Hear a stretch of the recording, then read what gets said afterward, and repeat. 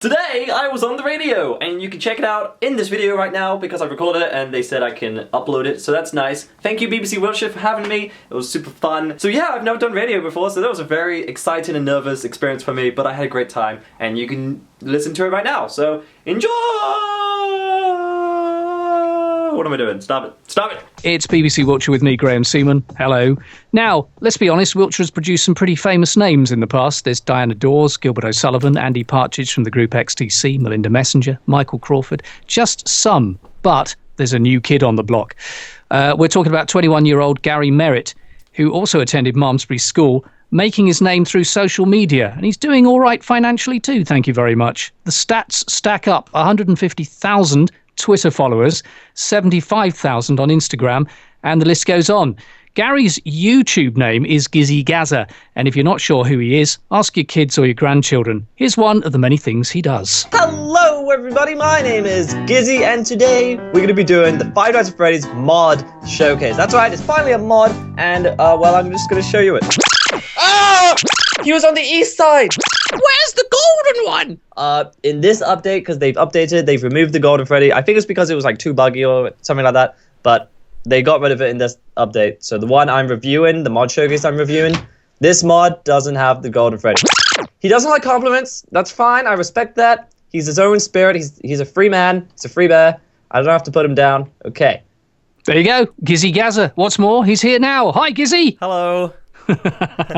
It sounds like you need quite a bit of energy to do that kind of thing. Because Yeah. you do it for quite a long length of time, don't you? Yeah, I usually try to record all of it in like one day, so that day I just keep myself all hyped up. Yeah. And so when you wake up in the morning, do you have some idea of how you're going to describe the game and the way it works, or do you just go for it? I usually just like plan out what I'm going to do, what I'm going to record, and then like set it up, and then we'll see like what's popular as well, and just record it and then edit it and then upload it, and then just kind of work with that. Now, for a generation that may not understand what you're doing here, because I said there, ask your kids or your grandchildren about this. What exactly are you doing? Because you, in a way, you're taking a computer game and you're talking it through. Yeah, so I play video games and I talk over it and I upload that to YouTube, and it's like a commentary thing. So I record myself playing the game, basically. And they go wild for it. Yeah, because I think a lot of people like me. Like, there's a lot of like YouTubers who do the same thing, and like people subscribe for them rather than just the game.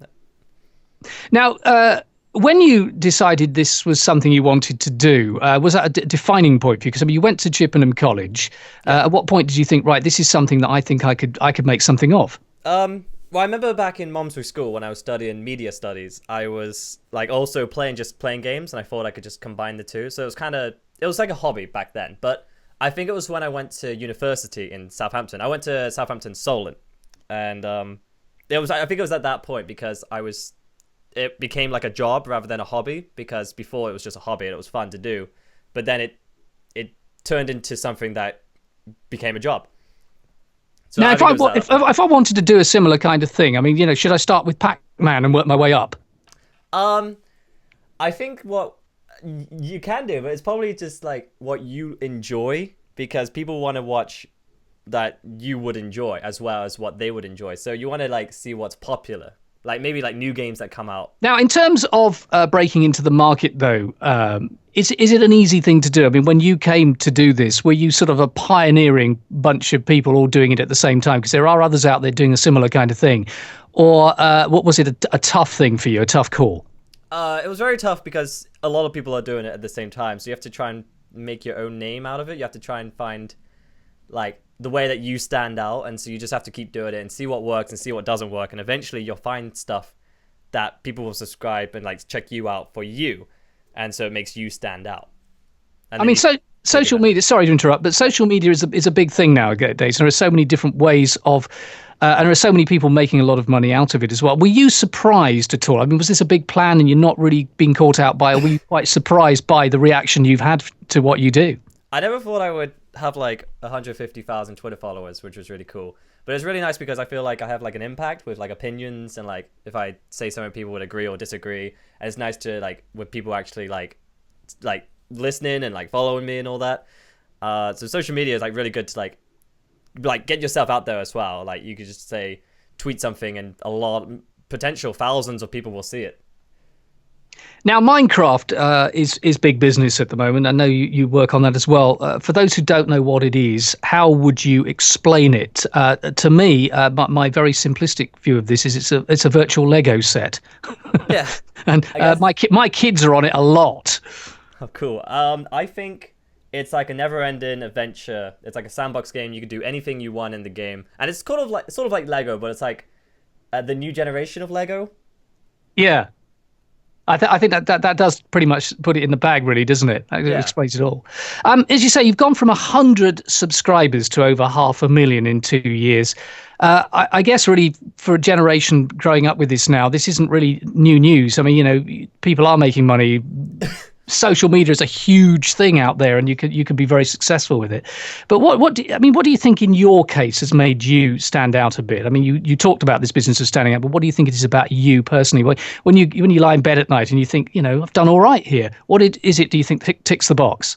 I think it's because I tried to upload like role playing. Like I don't do like the mainstream stuff. I tried to make a story, and I like just kind of like act it out rather than like just complete a game.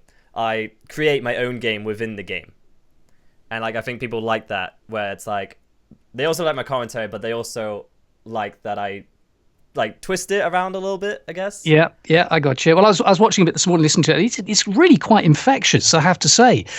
What do your parents and your grandparents and your family generally think of what you've done? I mean, does this kind of entrepreneurialism run in the family? I don't think it runs in the family that much. I think it was just because it was like something I was just interested in. It just like thankfully it turned into this amazing thing. But I think my most proud family member is probably my granddad, because he's always on about it. It is so great. And like I know my parents are proud, my family is proud, my friends are proud. But I know my granddad is just like that's nothing he openly talks about. It's so fun. It really is. It's been great talking to you, Gary, or Gizza, I should really say.